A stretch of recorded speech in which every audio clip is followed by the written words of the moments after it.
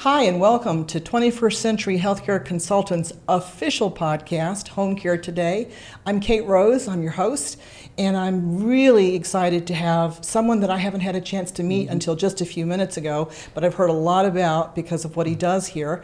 This is Michael Sell. Michael, welcome to the podcast. Thanks, Kate. Tell me a little bit about who you are, what you do here at 21st. Okay, so I'm about 25 years in the healthcare industry. Working across multiple service platforms. Okay. So I've worked in home care, skilled nursing, hospice, senior living. I have quite a varied background. Purposefully did that so that I could learn about the industry. Great. I'm from Philadelphia area, but haven't really lived there for a long time, and made my way to Florida a couple years ago and started working here with home care consulting. And now I'm working on the franchise division. Okay. And helping franchisees with their sales and marketing in the field. Do you also help them start their franchises? Yes, we do. Okay. So we're really full service in that way. We start with getting them licensed, accredited, everything that they need to do to be functionally operational. Mm-hmm. And then my primary role is to work with the owners of the agencies in the field and teaching them how do you build your census, how do you determine where you need to go for your referral sources, how do you develop these relationships. That is actually going to be the crux of what we talk about today. Yep. Is how do folks go about getting the referrals? What does that, walk me through that process. So And I'm sure it's different too, depending on Yeah. which type of business you're setting up and how you want to go about There's it. some crossover. So when you're looking at the different service platforms, there's home care, which is non-medical style of care, but providing care in the home. There's home health, which is the medical end of it. Okay. And then there's hospice. Right. And so that's primarily what we work with. Now, in terms of how do you find these referrals, there's actually a lot that goes into it. I recommend doing preparation pre-study before you go into it. What does that look like? So, well, I think the first thing, I really look at it in two buckets. Like, I like buckets when I think about this. Okay. It helps to organize what you're doing. So the first bucket in terms of where should I go find my referrals? Who do I think is going to be a good referral partner? The simplest thing to do is hop on your computer and get online. Okay. Right? And start investigating their websites. All right. Finding out where they are in your territory, what is important to them, what services they provide, and are those services going to overlap with you, or are you going to be able to find your niche within those services to be able to partner with them? Right. And I'll give you a quick example of this. Okay. So let's say it's a home care agency, and they're interested in working with an assisted living. The first thing I want someone to do is look up that assisted living, check it out online, see what it's about, take the time to learn about what's happening for them. Then the next step is, as you dig a little bit deeper, one of the first things you want to find out about is what is their payer source. So what that means is, what are their residents, how are they paying to live in that community? Why is that important? Right. Payer mix is important because it's going to determine whether you're really going to consider them a referral source or not. So assisted livings really have kind of two payer buckets. Okay. One is what's called private pay. Right. And that's the resident or the family members are paying out of pocket to live in that community. Right. The other bucket is government funded. And so communities that are government funded, where the residents' rent is being paid either by Medicaid or another government source, Right. they don't have extra money, right? So you need to know where you're going to spend your time and where you're going to spend your resources. So you might wish that you could help those people as well, but the reality of it is that it's not going to be a viable, sustainable relationship. In terms of referrals. Now, as we Right. talk about other things about how the importance of civic opportunities, that's when that can come into play for an agency. But in terms of getting referrals, you really want to focus on the places that are going to give you referrals. Okay. You know, another thing that you can find online, which people don't really think about but is really important, are the star rating and the reviews. And the reason you want to look at these reviews is you want to find out which communities have happy residents. Happy residents want to stay where they are. They don't want to leave. They want to stay there usually till the end of their life. Okay. And so... And that makes sense. Yeah, it does, right? And it's the family's happy, the residents are happy. And if they're happy, they're more willing to pay for extra services that aren't provided by the community. Okay. Right. So interesting. These are little things that you can find just by looking online, and you can prep yourself. I also think your professional relationships are going to inform you as well about where the referral opportunities are in a community. So I frequently coach and suggest get into your professional networking groups, talk with the other professionals there, ask the questions, what's working for you, what isn't working for you. Right. Talk to your friends in the industry. Like, take every opportunity you can to gather information, because you don't want to just go out in the community willy-nilly and not have a plan. Right, because that's a waste of time, energy, and resources. Yes, yeah, absolutely. So it doesn't take long to do this. It takes a little bit of effort, but as you're putting together your sales plan, this is the type of information that's going to lead you in the right direction. So how you build your referral skills is critical to that sales plan, I would imagine. I mean, it's basically what's going to make or break you. Yes. Correct? Yes. I mean, I know that that's like cutting to the bottom line, but it sounds to me like that's what you're saying.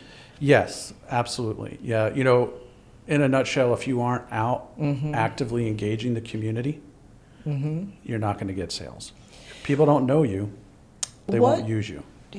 Have you had any experience being creative with how to get out and talk with people about your services so that they know that you're there, so that they can decide whether or not you're somebody that they may want to partner with? Oh, yeah. Actually, to me, that's really the most fun about this job, is being creative and learning how to speak about your organization. So, in my career, what I didn't come from healthcare. I came from construction. Okay. I owned my own business. So when I got into healthcare, I didn't know a lot about it. First thing I did is I went to every chamber meeting that I could go to. Okay. Right, which I think is very important, because you're not only meeting people in the clinical world and the home care, home health world, you're meeting the entire community. Right. And you're with other entrepreneurs and business owners who are there to support each other. Right. And you never know where those connections may take you. That's correct. I think there's a referral in every person. And so you have to take different opportunities to get to meet every person. So going to chamber events and network meetings is a very important first step. It teaches you how to talk about your organization. It gives you that practice. It also might open up some doors for you to speak in other places. Right. I'm also a firm believer that, I went to Toastmasters because I wasn't sure how to do this. And it's a safe place to learn how to craft a speech. I did the same thing. Right, yeah. So, it takes time, but these things really pay off as you do these things.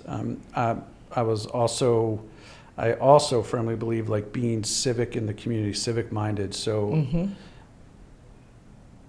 when you're looking at organizations like the Alzheimer's Association, Parkinson's organizations, volunteering in the organizations that are ancillary to the industry is really important. And again, you're going to meet people in the industry. You're going to meet people who were impacted by these diseases and who it's a very close heart connection for them. Yes. So every opportunity you get to be out and talk about yourself, the more opportunity you have for people to learn about you. Right. Right. And so it's a key element to, as you start talking about things like word of mouth, right, which is a large part of building your organization. These are the types of things that move you in that direction. Other than Toastmasters, can you think of other ways that people can bolster their self-confidence, bolster their inclination to, and even if you're not at a chamber meeting, maybe you're standing in the grocery store line, and somebody's next to you and you strike up a conversation, one thing leads to another. Sometimes people, even though they really believe in what they're doing and they really want to be able to serve the community around them, they really have a hard time promoting that. They really want to somehow have it happen by magic, right? Yes, yes. Yeah. But what I'm hearing you say again is that this is an integral part of not just starting an agency, but also of having it go the distance. Because just because you get a referral today doesn't mean that you don't need to have more referrals next week. Is that safe to say? Yeah, absolutely. So Yeah. it's really a pipeline that you need to keep pumping through. Yes, and and so to speak to that, often what I did, this is what I used to think. I used to think people would see me in my car and think that I was having conversations with imaginary friends. Right, I know what you're going to say. Right. So that's how I became comfortable speaking about an industry as I was learning it, and having never been in front of people to explain what I do, Right. why you want to work with me, the differences in what we provide compared to others, and how we can help each other succeed. So it was all really new to me. And I did a lot of standing in front of the mirror, practicing, look, what did my hands do? What did my face do? Where did my eyes go? Right. So I practiced over and over and over. And I'll tell you, I would get nervous. And I'd be on my way to giving a presentation at a hospital in front of, a group of nurse case managers. And, I'd be sweating bullets. Yep. But I was saying it out loud. Yep. And I was asking questions I thought they would ask, and I would answer and respond. So to me, it's a matter of just if you want to get comfortable with it, you have to do it. Right. Right? This is what I'll say. We don't do what we don't practice. We do what we practice. So, and speaking publicly it's hard. Yes. It's not easy.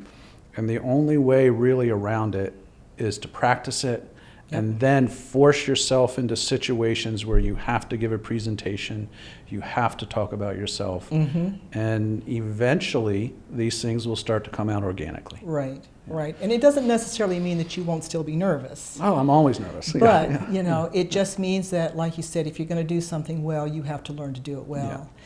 There's no way to know this, but as I'm looking into our camera here today, one of our producers has put a little smiley face on a piece of paper so that when I look at the camera, I'm not just looking at a piece of equipment, I'm reminded that I'm talking to people.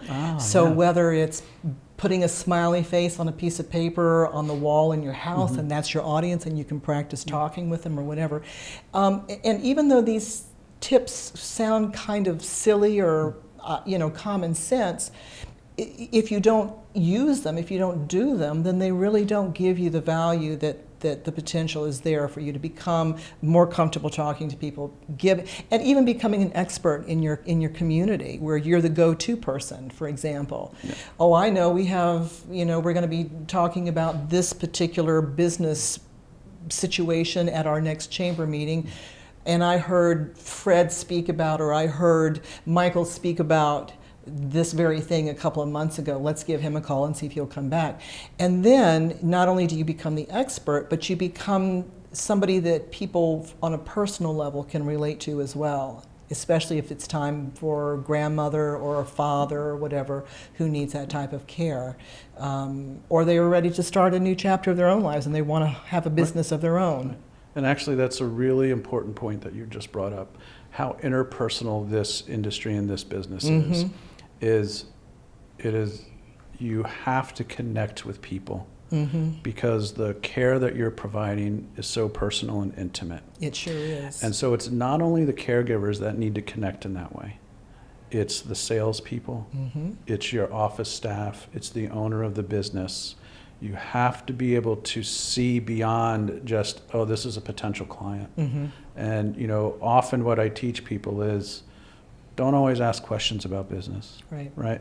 And one of the things I think that is really key with becoming comfortable with speaking, when you do, say you walk in and you're doing a cold call in a doctor's office, and you're trying to find that referral manager, when you're really comfortable with speaking, you're observing everything that's happening around you. For example? Right. So, for example, you're looking at what's on someone's desk. Do they have pins on? right? Do they have pictures behind them? Clues. Clues about who they are and what's important to them outside of that office, right? And that's how you connect with someone.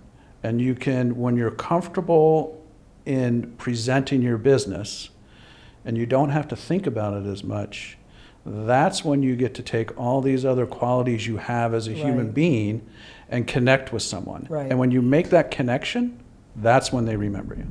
Right? And it's not just about making money either. No. It's, and we talk about this in so many of our podcasts here at 21st Century, the passion that people have to make the world a better place, and that this is their niche, this is where they feel like they come to life and that they can add value to the lives of others around them. And so connecting with people, it's not some schmoozy thing, it's a real important part of being human, of building that community, and it's what a beautiful thing to be able to merge compassion with business, whether it's the healthcare industry, if you sell paint for a living, or if you fly 747s or whatever, but to be able to bring that passion that you have for people and then recognize this is your moment to live on the planet, take your skill set, put it out there, and make a difference, make things better for the world than it was when you got here.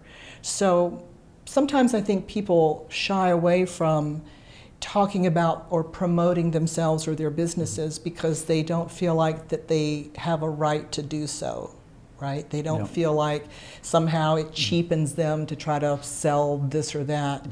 Whether you're a salesman or not, if you have something that you're bringing to make things better, then you're absolutely not only entitled to, but I would even say in some cases you're almost obligated to, because that is what's going to move people and make lives better. Yes, I agree with that. And I also think that you have to believe, especially in healthcare, that the community needs you, right? They need what you bring to the table. They need that compassion that you speak of. They need compassionate care. They need quality people, quality conversation. So it's a really important element in what we do, is this personal connection that we make with people. And almost everybody that I've ever worked with, and whether it's home care, home health, hospice, especially entrepreneurs who are starting their own businesses, the foundation of what they want to do is that they want to provide really good care for the people in their community. And that means a lot of different things. Obviously it means it's doing the treatments properly. Sure, of course. Right? But it means being tender with people. And it means being present with people. And it means making families less stressed about what's happening with loved ones or themselves. Right. And that's where they're coming from. Right. And so their heart is really in the right place. They just get really nervous talking about it. Yeah. Right? And they feel like, that's not me, I can't do that.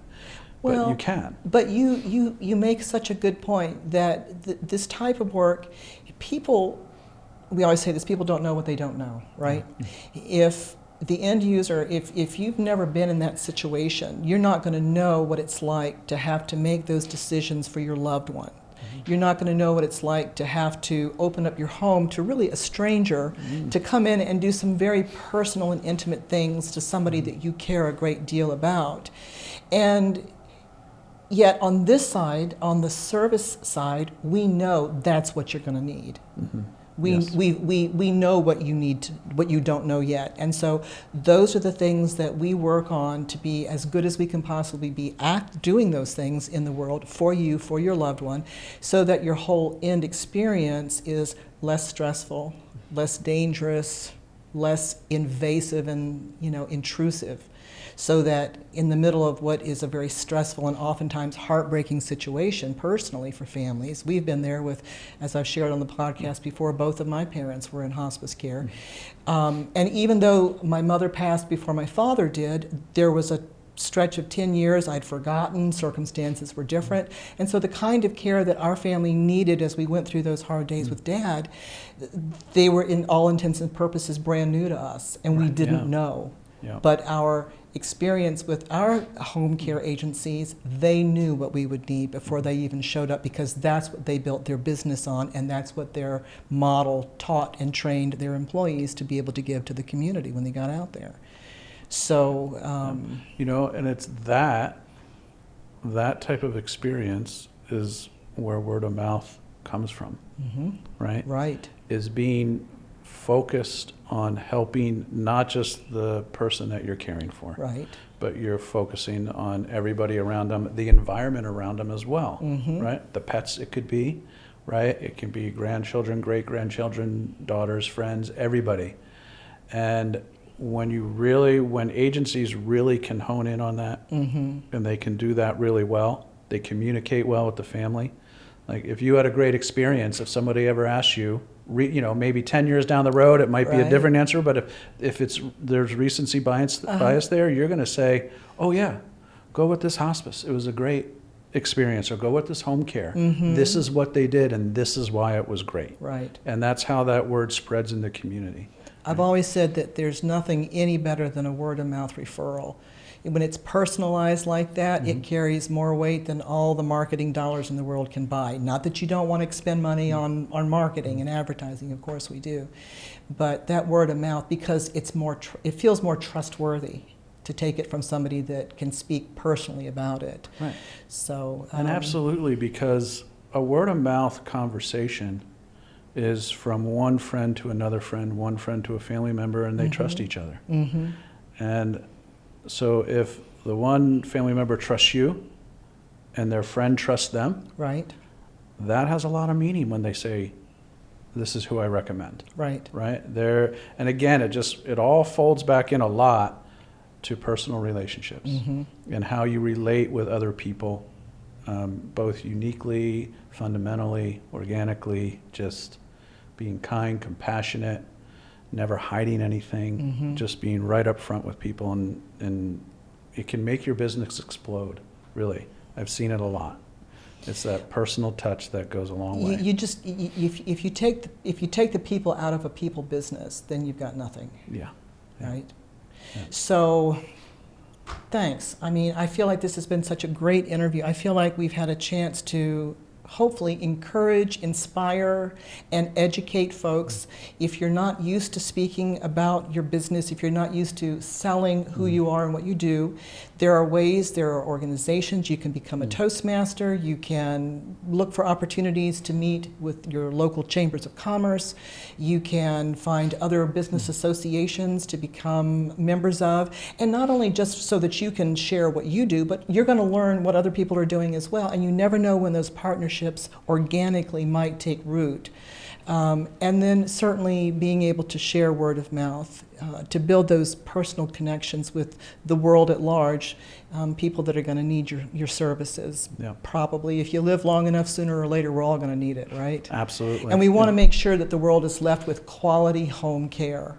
Not that there's anything wrong with hospital care, but when we can come alongside and shore up the care community in general in this way, I think it's really a great thing that we do. People want to be at home, right? Yeah. They want to be around their things. Right. They want to be around their furniture, their memories, right? It's, and it doesn't mean any other place isn't worthwhile. Right. But being at home means a lot, right? It sure does. And so, home care can help you stay there, right? Well put. Yeah. Well put. Yeah. Well, thanks. I Thank really you. enjoyed chatting with you today. I appreciate the things that you bring to the table here at 21st, and I'm sure everywhere you go in the world, you leave a trail of good things behind you. So Thank you. hope That's you kind come of you back and say. see us again. I can't wait. All right, I'm Michael. ready. Thanks Okay. so much. Thank you for joining us. I'm Kate. I'm glad you were here. I hope this has been helpful for you. Take good care of yourselves, and we'll see you next time on Home Care Today.